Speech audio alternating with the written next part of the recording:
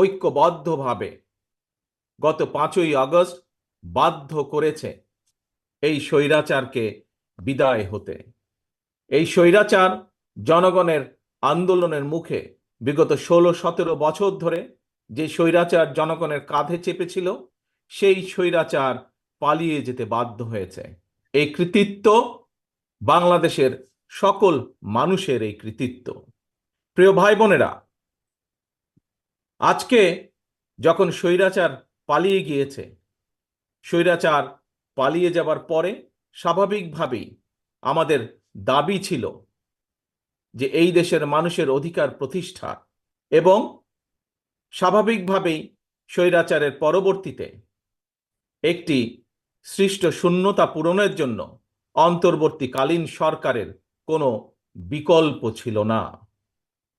স্বাভাবিকভাবেই এই অন্তর্বর্তীকালীন সরকার বাংলাদেশের প্রায় সকল মানুষের দলমত নির্বিশেষে সকলের সমর্থনই এসেছে বর্তমানের অন্তর্বর্তীকালীন সরকার, এবং সঙ্গত কারণেই তাদের প্রতি সেদিনও আমাদের সমর্থন ছিল, আজও আমাদের সমর্থন থাকবে।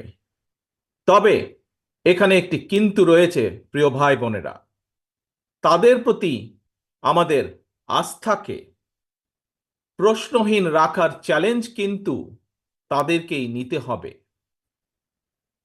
বর্তমানে যে অন্তর্বর্তীকালীন সরকার, তাদের প্রতি অর্পিত যে দায়িত্ব আর সেটা যথাযথভাবে পালনের জন্য যে রোড ম্যাপ, সেটি নির্দিষ্ট করতে হবে তাদেরকেই।